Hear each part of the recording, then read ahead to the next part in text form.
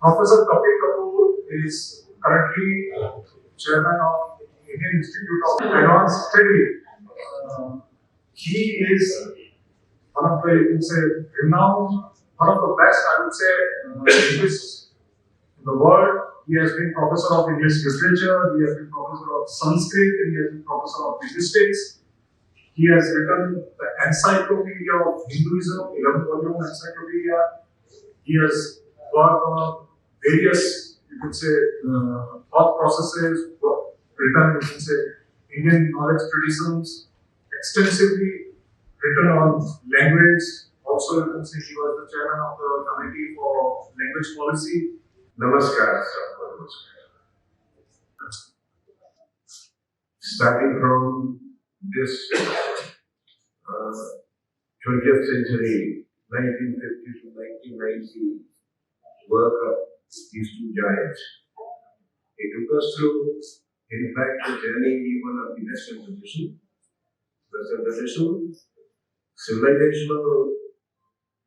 civilizational problems, and the thoughts expressed in relation to the Hindu civilization, and the threats or challenges that the Hindu civilization has faced, and how at a particular point of time in so-called independent India, you see, or partition India, or divided India, it was not easy, it was a very different kind of challenge to talk of things at a time when apparently you had your own government. So you seem to be arguing against your own government. Earlier, we were arguing against the British, we were arguing against the Mughals, but after 47, we were apparently arguing about against our own people, who in fact were not really our own people.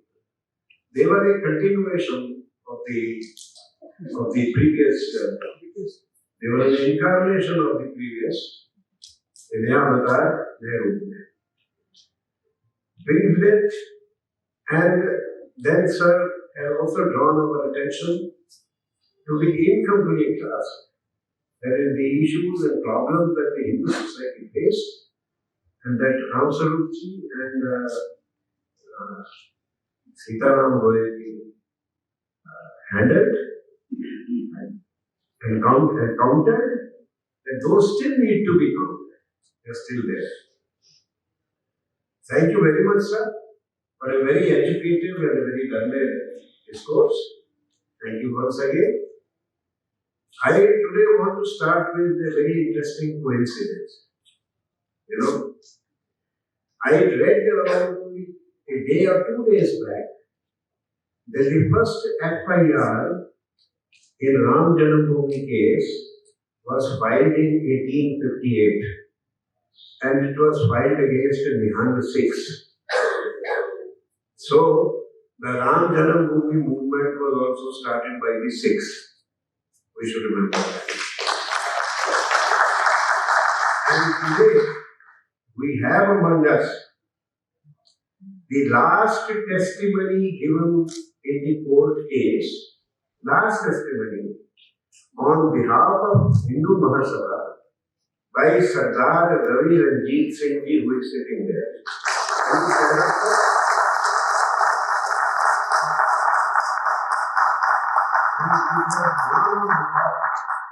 His testimony has gone on record. So you see, we have a living evidence here today of a community which has for the last 500 years defended the Hindu civilization. The Sikhs, you see, defended the Hindu civilization. So this is one. And from there, I was reminded of another thing. You know, when the Madhya Pradesh government, जब मध्य प्रदेश सरकार सांची में सांची में university बनाना चाहा 2008 में 2008 में बनी, 5-6 में mental group बना।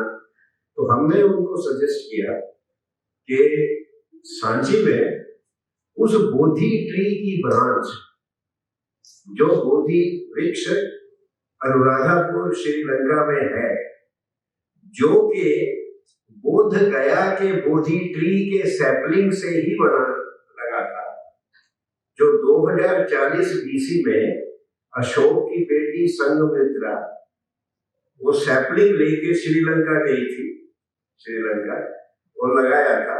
और उन पेड़ों को लोगों ने मरने नहीं दिया, उसकी सैपलिंग से ब्रांच से वही पेड़ चलता रहा।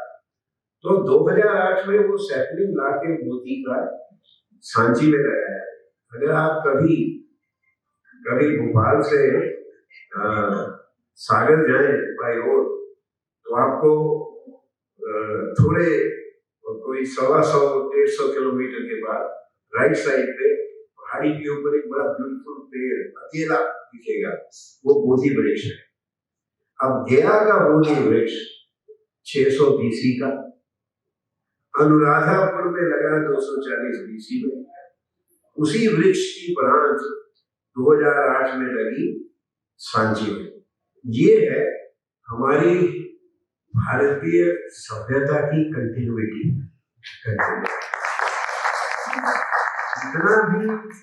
जितना भी ऑनस्लॉट हुआ, हर प्रकार का, जितने भी जुल्म हुए, जितने भी लाखों लोगों ने शहादत दी, पर ये देश, ये संस्कृति अवच्छिन्न रूप से चलती है। ये दो एग्जाम्पल है कि हम पहली बात जो मैं आपसे करना चाहता हूं कि शंकर शरण ने रक्षा शब्द का प्रयोग किया कि श्री राम से। अच्छा हाँ, सीताराम गोयल जी के ग्रैंडसन भी प्रेजेंट है। वेरी जी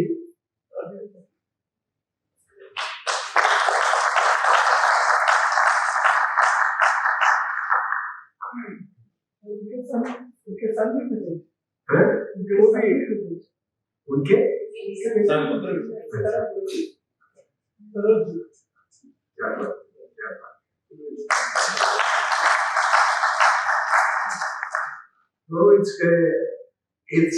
हमारी संस्कृति में है। हम अपने बुजुर्गों को, जिन्होंने समर्पण किया है, अपना समर्पण किया है देश के लिए, उनको हम याद रखते हैं, उनको याद रखते हैं। तो हम उनको याद करते हैं और उनको धन्यवाद देते हैं। शंकर शरण जी ने रक्षा शब्द का प्रयोग किया था। ये सारा जो मैंने कहा कि कंटिन्यूटी या अविच्छिन्न चलती रही, ये हमारे देश में एक बड़ी प्राचीन पुराने समय से धर्म रक्षा परंपरा है। और धर्म का मतलब रिलीजन नहीं है, आप तो समझते हैं। ये तो बहुत कॉमन बात हो गई है कि जब हम धर्म की बात करते हैं तो भारत की जो संस्कृति है वो धर्म की संस्कृति है। चोर का भी धर्म है, राजा का भी धर्म है, व्यक्ति का भी धर्म है, समाज का भी धर्म है, पानी का धर्म है, आग का धर्म है। उससे धर्म की संस्कृति है। तो धर्म की संस्कृति की, धर्म की रक्षा इस देश में हमेशा दो प्रकार से होती है, शस्त्र से और शास्त्र से। शस्त्र और शास्त्र से। अथर्ववेद में, भूमि सूक्त में ये कहा है, पोएट कहता है कि धरती माता, उन शत्रुओं का नाश कर दो जो मेरे राष्ट्र को शस्त्र या शास्त्र से दमन करना चाहते हैं। वो शत्रु जो मेरे राष्ट्र का दमन शस्त्र या शास्त्र से करना चाहते हैं, उनका नाश कर दो। 19वीं शताब्दी तक आते सब के बावजूद हम शस्त्र और शास्त्र दोनों से दबे। पर एक बात हमें भूलना नहीं चाहिए। हम कहते हैं कि 1000 साल, देखिए बेसिकली हिंदू धर्म की या हिंदुओं की क्या प्रॉब्लम रही है? हिंदुओं की सर्वाइवल प्रॉब्लम, इस वक्त भी हमें सर्वाइवल प्रॉब्लम है कि इस देश में, क्योंकि इतने साल 70 साल तो ये कोई मान ले, ये भुलाया गया, और बल्कि सिर्फ भुलाया नहीं गया, लोगों को डराया गया कि अपने आप को हिंदू नहीं कहते, भुलाया गया कि ये हिंदू देश है। अभी सऊदी अरेबिया के प्रिंस सलमान को जब इंटरव्यू में पूछा गया कि 370 अबॉलिश करके कश्मीर उन्होंने अपने देश में जोड़ लिया है, तो सऊदी अरेबिया के सलमान ने कहा, अरे वो तो हिंदू लैंड है, ये तो हिंदू लैंड है। वो बाहर वालों को पता है कि हिंदू लैंड है, और वो हिंदुस्तान कहते हैं, हिंदुस्तान, हिंदुस्तान। इस शब्द को कॉन्स्टिट्यूशन से जानबूझ के निकाला गया, Hindustan, India that is Bharat, और हिंदुस्तान नहीं, हिंदू लैंड है। पर हिंदू के, क्योंकि हिंदू, ये नरसिम्हा राव जी ने भी कहा, India is no longer a Hindu country, you know, उन्होंने ये कहा, is no longer a Hindu country, mix हो गया है। अब इस सेंस में तो America, Britain, every country, you know, mixed population, तो उससे क्या, does Britain cease to be a Christian country? Does America cease to be a Christian country? तो ये सर्वाइवल की जो प्रॉब्लम तो अभी भी हमारी चल रही है, जैसे कि फौजी जी ने कहा, और उसमें कुछ इश्यूज है जिनके कारण हमें प्रतिकार करना है, जिनका हमें प्रतिकार करना है, तभी वो होगा। तो सबसे पहली बात कि तीन फेज, हम 3 पीरियड है हमारे को, जो 3 पीरियड ओवर 2000 साल में 3 पीरियड है जिसमें हमें प्रतिकार करना पड़ा, अपने लिए रक्षा करनी पड़ी। पहला पीरियड शुरू, और ये सारी इस प्रॉब्लम का स्रोत एक ही है, स्रोत है राइज ऑफ अब्राहमिक रिलीजन्स। जब वो जुडाइज्म, क्रिश्चियनिटी और इस्लाम का उदय हुआ, जुडाइज्म की प्रॉब्लम नहीं है, क्योंकि जुडाइज्म प्रोसेलिटाइज नहीं करते, वो प्रोसेलिटाइज इसलिए नहीं करते कि उन्होंने लोगों के और भगवान के बीच में किसी व्यक्ति को नहीं डाला। क्रिश्चियनिटी ने डाला जीसस, इस्लाम ने डाला मोहम्मद, क्योंकि भगवान तो नहीं कह सकता ना कि इसको तुम मारो या इसको बदलो, और इंसान कह सकता है। तो 2 प्रोसेलिटाइजिंग रिलीजन्स के राइज के कारण हमारी प्रॉब्लम शुरू हुई, जब उनका इन्वेजन, इस्लामिक इन्वेजन शुरू हुआ। भारत का अरब देशों के साथ संबंध बहुत पुराना है। इस्लाम से पहले आपको रिकॉर्ड मिलते हैं अरब स्कॉलर्स के, जो कहते हैं कि कौन हिंदुओं का मुकाबला कर सकता है उनके ज्ञान में, उनकी एस्ट्रोनॉमी में, उनके मैथमेटिक्स में। आप तो जानते ही हैं, ये जो अरब वर्ड, अरबी भाषा में जो न्यूमरल्स है, उसका शब्द क्या है? हिंद से,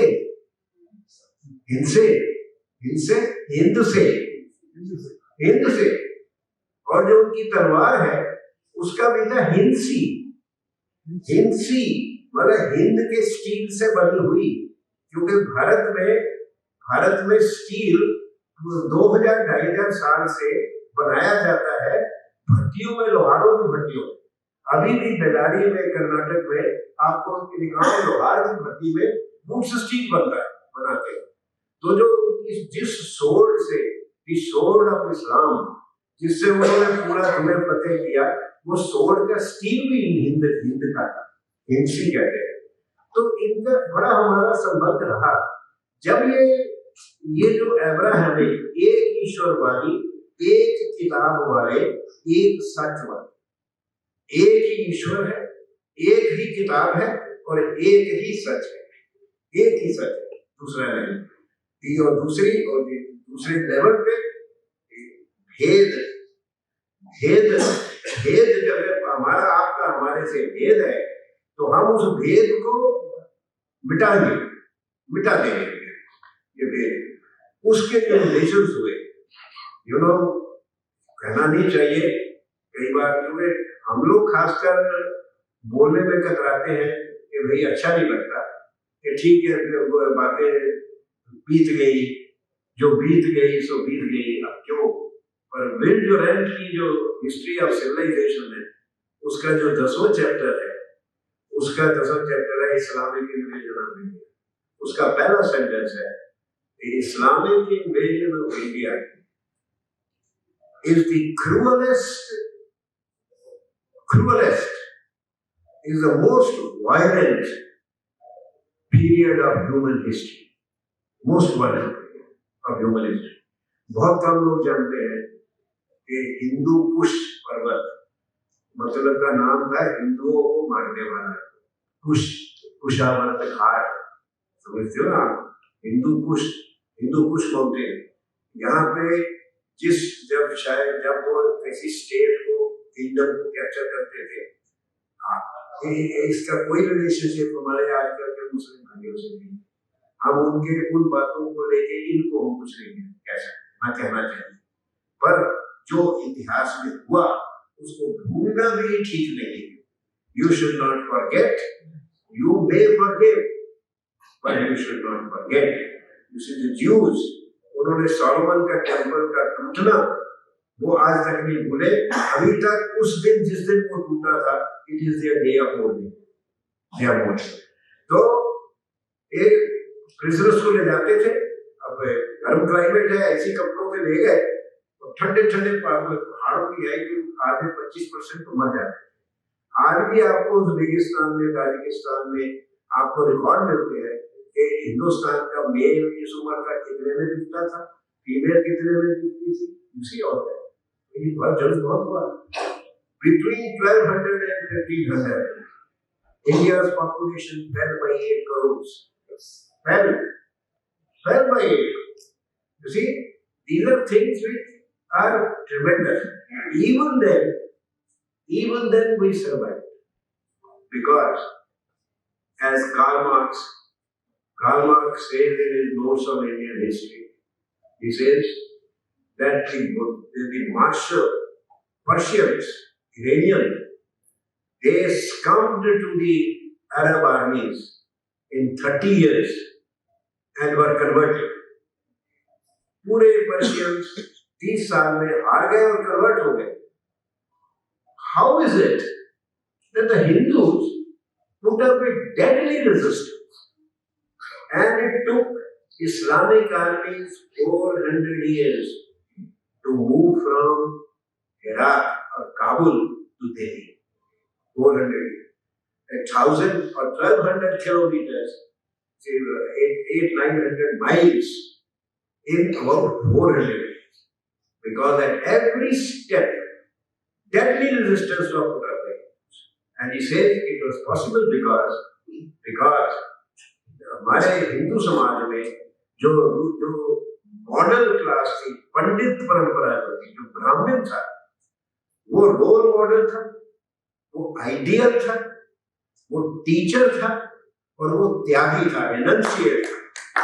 और हर गांव में एक पंडित था और पूरा गांव उसकी बात, और इट इज द पंडित्स और Brahmins who organised the resistance. जबकि ईरान की जो रिलीजियस क्लास थी वो बड़ी डिजेनरेट थी, they were not role models, they were not intellectual, इसलिए उनके कोई जोड़ने वाला नहीं था, तो वो स्टम कर गए। तो इसी के कारण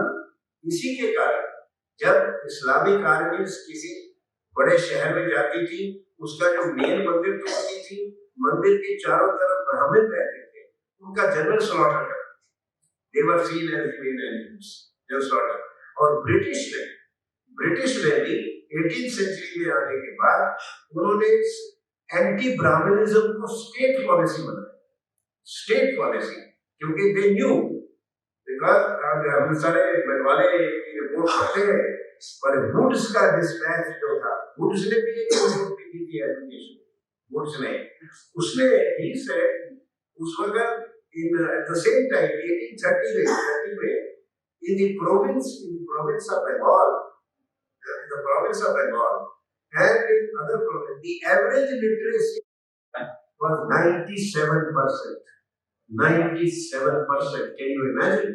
And जब 1835 में इंग्लिश एजुकेशन एक्ट लगाया, इंग्लिश एजुकेशन एक्ट, उसके बाद 1881 में इंडिया की लिटरेसी फेल टू 16%. आप जरा सोचिए क्यों? I'll tell you. Very simple. Literacy, in fact, Macaulay said in the House of Commons that in some parts of India literacy is 100%. Average is 97% because the education was given in the languages of the states. उनकी state जो प्रांतीय भाषाएं थी उनमें everywhere there were 2,57,000 schools in 1830. schools, Gurukul, पाठशाला और वो जो मुसलमान भाइयों के होते हैं मदरसे पाठशाला, ये 2,57,000 है। और वो बुक्स ने कहा कि एक हर गांव में एक है, वो कोई मौलवी पढ़ाता है या मौलवी पढ़ाता है, कोई बनिया पढ़ाता है, कोई पढ़ाता है, सारे बच्चे लड़के लड़कियां हिंदू मुस्लिम सब लोग उस स्कूल में जाके पढ़ते हैं इकट्ठे, और सिर्फ 12% टीचर ब्राह्मण है, सिर्फ 12%। तो ये सारी जो गलतफहमियां फैलाई गई है कि ब्राह्मणों के हाथ में था, ब्राह्मणों की, वो एंटी ब्राह्मणिज्म स्टेट पॉलिसी, उसकी भंडारकर का ऐसे है 1884 का, एंटी ब्राह्मणिज्म स्टेट पॉलिसी, और आज भी वही चल रही है, चलती रही, अब खत्म होगी शायद, क्योंकि Brahmins have been made the Jews of India, Brahmins are the Jews of India. जैसे यूरोप में everything wrong was attributed to the Jews, सब उसी तरह यहाँ अगर वर्षा ज्यादा फ्लड आ गया तो ब्राह्मणों के कारण, सूखा पड़ गया तो ब्राह्मणों के कारण, अमेरिका ने एटम बम चला दिया तो हमारे ब्राह्मणों के कारण, एवरीथिंग, सब चीजों पे ब्लेम करो। It was a conspiracy to subvert, to break down our intellectual strength, our great knowledge traditions. Who preserved our knowledge traditions? हमारे ग्रंथों को किसने बचाया 2000 साल? जब नौ मंजिलों की लाइब्रेरियां जला दी गई, पर ग्रंथ आपके पास पहुंच गए, क्योंकि एक पंडित फैमिली एक ग्रंथ को संभाल लेती थी, और बाय मेमोरी अपने चिल्ड्रन को, डिसेंडेंट को, अगर लड़का लायक है जो कम होते थे तो भतीजे को वो लायक होता था, उसको सिखा देते थे। भटोजी दीक्षित, मोटा भट्ट, तो जनरेशन दरिद्रता में रहते हैं, दरिद्रता में। सीताराम गोयल जी को भी दरिद्रता देखनी पड़ी, अगर वो बुद्धिजीवी होते आजकल की तरह, मतलब बुद्धि बेच के जीविका कमाने वाले, थोड़ी मेहनत की तारीफ कर देते, तो कोठी भी मिल जाती, चेयरमैनशिप भी मिल जाती, Indian institute of mass Shimla, वैसे मुझे ऐसे नहीं मिली।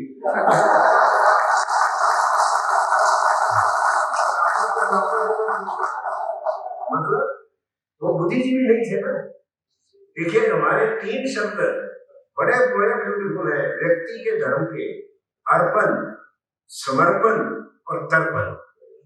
ये जो मैं कर रहा हूं अपने लिए नहीं कर रहा, अर्पण कर दिया किसी चीज को और सब कुछ समर्पित कर दिया उसको, धन भी जो भी मिलता है, तो फिर उसका तर्पण कर दिया, ये जो मैं कर रहा हूं ये अपने लिए नहीं। तो इस तरह के व्यक्ति थे, इस तरह के पंडित थे जिन्होंने पूरी हमारी सिविलाइजेशन को बचाया।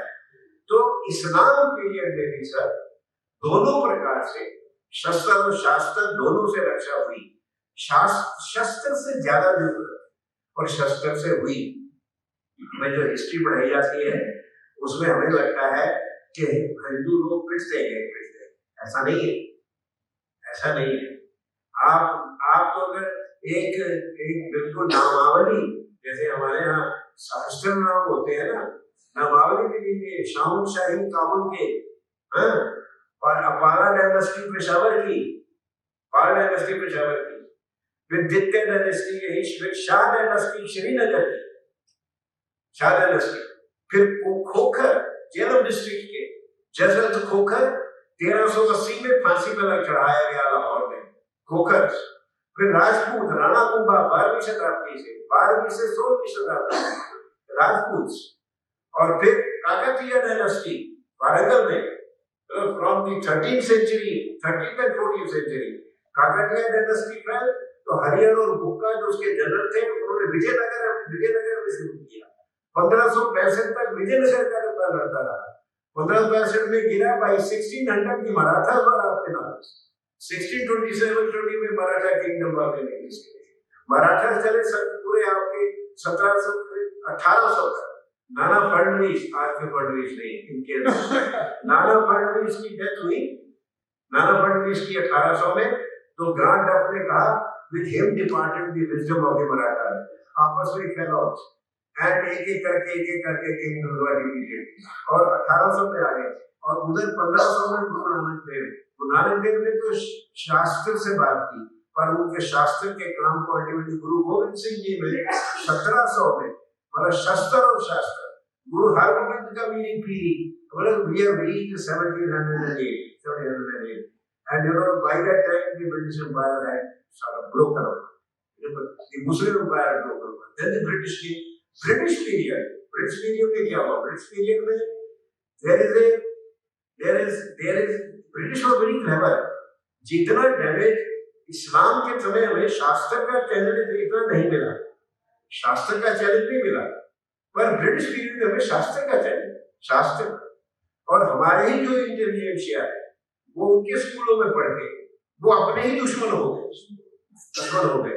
और वो जो लिबरलिज्म वो जो लाए, लिबरलिज्म ने इंग्लैंड की तो बड़ी भलाई थी, पर लिबरलिज्म ने हमारे धर्म को रविश करने के लिए मूर्ति पूजा करते हैं, अंधविश्वासी है, लड़कियों के साथ बड़ा अन्याय होता है, विधवा का पुनर्विवाह होता, सब जानते बातें।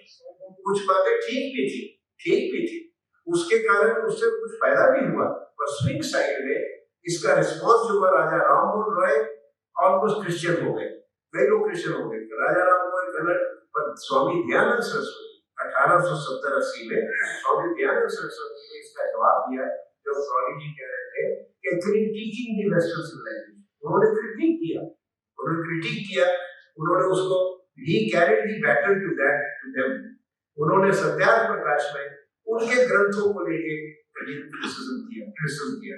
तो स्वामी दयानंद जी और स्वामी श्रद्धानंद जी ने 1901 में गुरुकुल कांगड़ी यूनिवर्सिटी बनाई। 3-4 अंग्रेजी यूनिवर्सिटियां बन चुकी थी, मद्रास, कलकत्ता और बॉम्बे। उसके बाद लाहौर की यूनिवर्सिटी, 5वीं यूनिवर्सिटी श्रद्धानंद जी ने बनाई। And Shraddhanand ji was assassinated. So there is no end to this kind of resistance that has been put up in the British period. The British period, as I said, तो जो शस्त्र एक किस्म का डिसेप्टिव, लोग खुद एजुकेशन ले रहे हैं, हम खुद ही ले रहे हैं। कौन सी एजुकेशन? जो कि हमारी ही कल्चर को अंडरकट करती। इसलिए उस वक्त there were very few voices, some voices who will speak against जो मतलब अंग्रेजों के जमाने में हिंदुओं को, हिंदू संस्कृति सभ्यता का क्या नुकसान हो रहा है, उसके लिए you had to see through. It was not apparent. You had to see through.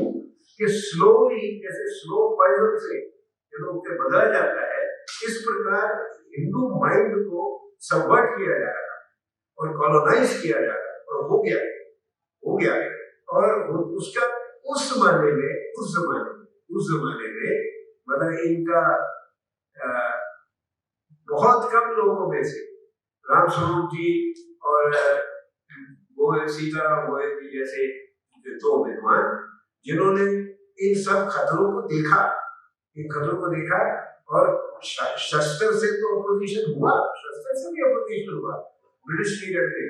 मतलब आपके जो भगत सिंह और वो जो खुदीराम बोस, हजारों young man who took violence oppose करने के लिए, and the other side, पर शास्त्र से, क्योंकि शास्त्र को हमने खुद एक्सेप्ट कर लिया, हमने अपना शास्त्र छोड़ दिया, जो मुगल पीरियड में नहीं हुआ।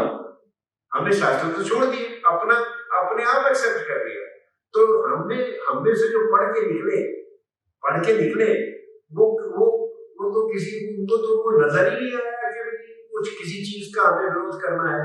तो अनंत कुमार स्वामी जब कहते हैं एजुकेटेड इंडियंस, तो वो कहते हैं this is how victims of Indian education are described, क्योंकि जो एजुकेटेड इंडियन मैक्स वेलर कहता है मैं बड़ा हैरान होता हूँ कि जब मैं किसी पढ़े लिखे हिंदुस्तानी के सामने वेदों की या उपनिषदों की या कोई उसकी बड़े ग्रेट की बात करता हूँ तो वो थोड़े चुपचाप होकर थोड़ी देर में इधर उधर के समझ जाते हैं, उनको शर्म आती है, they don't want to listen to these things। तो ये जो जिसको मैं आज आज आज भी हालत ऐसी है, आज तो बदल गई काफी, पर जब हमने बोलना शुरू किया था 75 में तो यूनिवर्सिटियों में लेक्चरों में हमारे लेक्चर में से लोग वाकआउट कर जाते हैं, कह रहे थे ये पुरानी बातें हैं, ये तो संस्कृतिजाइजेशन है, ये तो सुपरस्टिशियस है, ये बैकवर्ड नॉलेज है, न्यू नॉलेज है सुपरसीडेड। हमारा माइंड इतना इन्वेस्ट करे, इसलिए British were more dangerous for the, उनका उनका जो उनके समय में ज्यादा खतरा, जो वो खतरा ऑब्वियस नहीं है, ऊपर नहीं है, वो हमें देख के समझना पड़ता है कि ये खतरा है, ये खतरा है। और उसी में उस वक्त ये दो विद्वान थे जो बुद्धिजीवी नहीं थे, बाकी सारे बुद्धिजीवी थे, कमिश्नर्स वाले थे, इतने बड़े बड़े नाम है, अंग्रेजी पढ़े लिखे, हम काउंट करते हैं, गिनाए जाते हैं ब्रिटिश पीरियड में। आप अगर ब्रिटिश हिस्ट्री पढ़ो किताबों की एनसीईआरटी की, कि कितने ग्रेट डिबेट करने वाले इंडियंस थे, श्रीनिवास राव, राणा वीसी और पानिक वाले, जो कि अंग्रेजी में बड़ी एक्सेलेंस है, अंग्रेजी में बड़े एक्सेलेंट, कि जवाहरलाल नेहरू बड़ी बड़ी अंग्रेजी बोलते थे, लिखते थे, उनकी किताबें। जब यही क्राइटेरियन बन गया, अपना एक बार मेरी बेटा को बना था ना भारत की एक खोज, डिस्कवरी ऑफ इंडिया थे, तो मेरी बेटी 6 साल की थी, मुझे कहा पापा नेहरू इंडियन नहीं था, मैं इंडियन था, तो फिर वो खोज क्या रहा?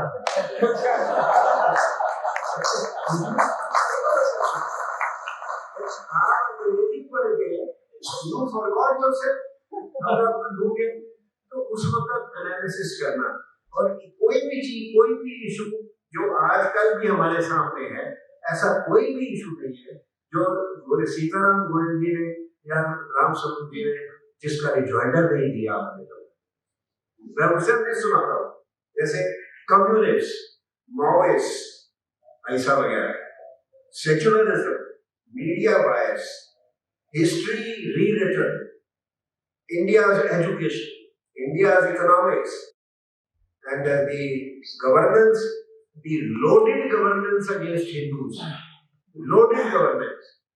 मैं एग्जाम्पल ये करता था कि अब तो थोड़ी सब चीजें बदल रही हैं, कुछ साल पहले तक इवन दी जुडिशरी, जो हिंदू फेस्टिवल थे वो सारे पोल्यूटिंग है, पोल्यूटिंग फेस्टिवल, रंग भी पोल्यूट करता है, पटाखे से आवाज बड़ी होती है, धुआं बड़ा निकलता है, धुएं से शहर वाले बड़े घबराते हैं, है ना, पराली जला रहे हैं, पराली तुम्हें अच्छी लगती तो चावल खाना बंद कर दो, कनक खानी बंद कर दो, पराली नहीं जलेगी।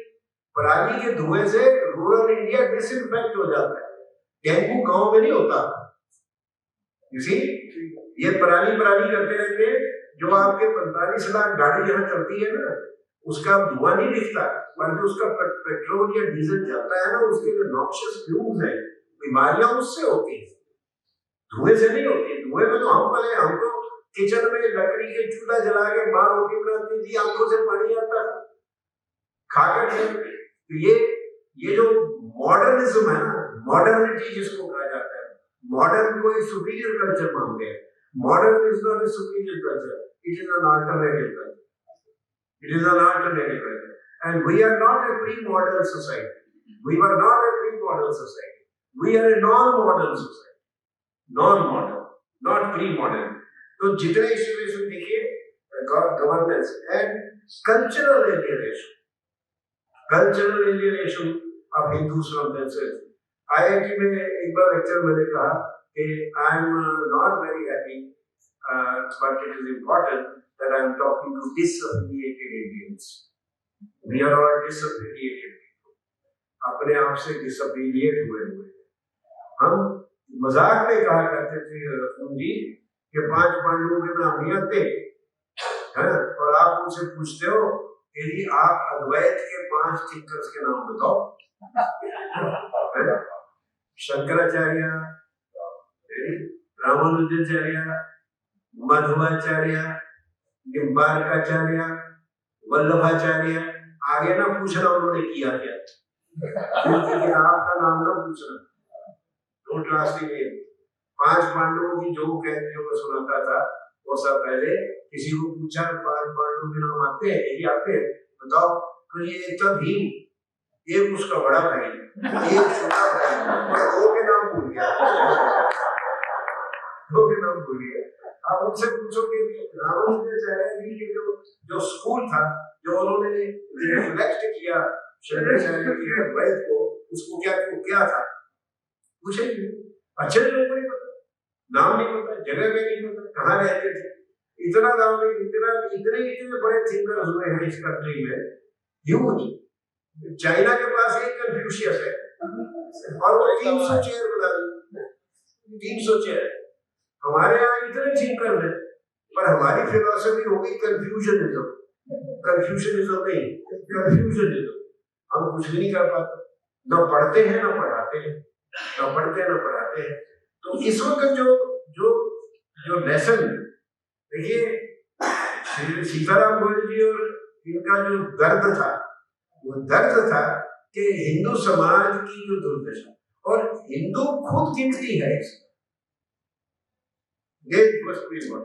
आप अभी भी देख रहे हैं ना, इनको जरा सी टुकड़ा जमीन दे दो, तब तक तो दोनों भाई इकट्ठे जोर लगाते रहेंगे। जब मिल जाएगा तो खूब लड़ेंगे आपस में। मैं वो शब्द यूज नहीं करना चाहता, कौन लड़ता है ऐसे, लड़ने लग जाते। तो ये जो चरित्र है, ये चरित्र का हनन हुआ। हम अपने आप से बाहर ना निकल के अब अर्पण समर्पण तर्पण नहीं होता, अब नहीं होता। अब अपना और धर्म अर्थ काम मोक्ष नहीं है, अब अर्थ और काम है बस। बहुत कम रह गए, दूसरी प्रैक्टिस नहीं रही। तो इस सारे का कारण ये है कि हमारी शिक्षा एलियन है। हमारी शिक्षा ई इंग्लिश एजुकेशन एम्प्लॉयमेंट, इसको हमने 70 साल में छोड़ा नहीं। मैं आप लोग सारे लर्नेड इम्पोर्टेंट लोग हो, आपका वॉइस मैटर करता है। मैंने एक फॉर्मल मीटिंग में, केम की मीटिंग में, मैंने मिनिस्टर साहब से कहा कि सर, जिस पॉलिसी के आधार पे 184 साल से हमारी शिक्षा चल रही है, वो पॉलिसी डॉक्यूमेंट 1 पेज का था, 1 page, signed by Lord Bentinck. उसमें सिर्फ 4 पॉइंट थे। हमने ऐसे भारतीय पैदा करने हैं, वो दिखे भारतीय, पर अपने टेस्ट में, ओपिनियंस में, मॉरल्स में और इंटेलेक्ट में ब्रिटिश। कैसे करेंगे?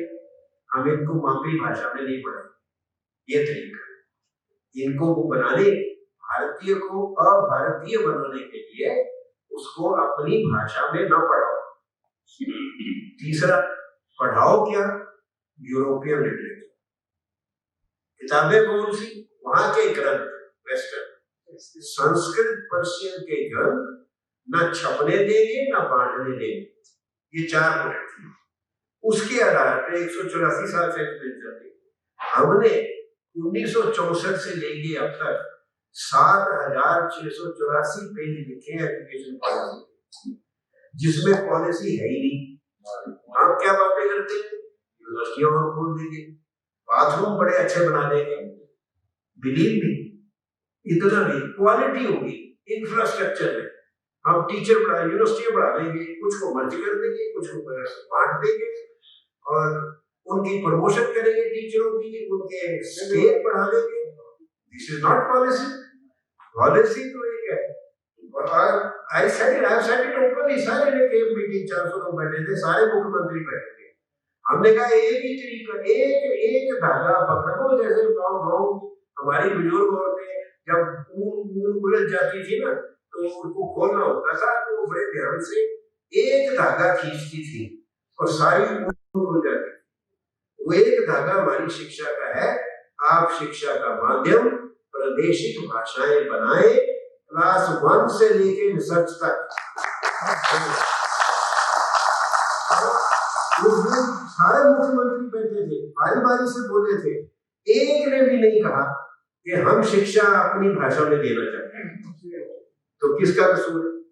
मंत्री जी ने भी यही पूछा, कौन रोकता है स्टेट? कौन रोकता है? कोई नहीं रोकता। वेस्टेड इंटरेस्ट है। बच्चे सारे अंग्रेजी स्कूल में जाते हैं, मुलायम सिंह के बच्चे भी अब जाते हैं, मुझे उन्होंने खुद बताया, अरे घर घर घुस रही है अंग्रेजी बोलते अब तो ये जो शिक्षा का माध्यम बदलेंगे, शिक्षा का जब तक माध्यम, आप शिक्षा का माध्यम बदल दीजिए, अपनी आवाज उठानी चाहिए हम लोगों को, आप अपनी भाषा, अंग्रेजी रहेगी, अंग्रेजी अब एक भारतीय भाषा है, जितनी हमारी भाषा है अंग्रेजी भी भाषा है, वो एक भारतीय भाषा ही रहेगी, उससे ज्यादा नहीं। कि आप अपने कानून भी अंग्रेजी में बनाओ, फिर उनको भारतीय भाषाओं में ट्रांसलेट करो, आपका कॉन्स्टिट्यूशन जो कोट करना है वो भी अंग्रेजी वाला होना चाहिए है? और जो ओरिजिनल कॉपी के ऊपर जो राम बना हुआ है, राम तो हिस्टोरिकली नहीं हुआ पैदा, बाद में कहने लगे कॉन्स्टिट्यूशन में इसकी फोटो बना दी। तो you see who is responsible? कौन? हम ही है। तो किसको रोइएगा? होता है ना कि भाई अब माँ ही मारती है और माँ को ही रो के कहता है मत मार, वो तो बड़ा ब्यूटीफुल इमेज है। यहाँ तो हम खुद ही मुहर्रम अपना मना रहे हैं, रोज अपना हम खुद ही कर रहे हैं। मुस्लिम भाई तो एक दिन करते हैं, हम तो रोज ही करते हैं। तो ये सारे इश्यूज जो है, एजुकेशन, इकोनॉमिक, सेक्युलरिज्म, क्रिश्चियनिटी का इम्पैक्ट, कन्वर्जन, इस्लाम की cruelty, cultural devastation of India, जहां सीताराम घोष ने किताब लिखी, हिंदू टेम्पल्स वेयर गॉन, सारे नॉर्थ इंडिया में आपको एक भी भव्य मंदिर नहीं मिलता, क्योंकि पर आपको if you travel across India, North India, one project that I was suggesting somebody was ruins of Hindu civilization. You will write a huge book on ruins of Hindu civilization. But we have survived, we are still surviving, and we will survive because एक तो resilience बढ़ी, secondly एक शाश्वत truth है हमारे beliefs। हम किसी को नहीं कहते कि हम ही ठीक है तुम गलत, सबको एक्सेप्ट करते क्योंकि शाश्वत है और सनातन है और रहेंगे। पर इसमें मत जाइए कि सत्यमेव जयते, कि सच अपने आप जीतता है, कोई ना अपने आप जीतता, किसी न किसी को कुर्बानी देनी पड़ती तब जीतता है। तो सैक्रिफाइस करनी पड़ती हर चीज के लिए। तो मैं थैंक करता हूँ कुलदीप रतुल जी का सबका, और गौरी जी ने लीड दी है। हम जोड़ दें कि आजकल क्या करना है, उन्होंने भी वही, गौरी जी ने भी अंत में कहा था कि ये स्ट्रगल अभी आपको करनी है। अभी you said it, sir, isn't it? That we have to still, we have still to fight these things.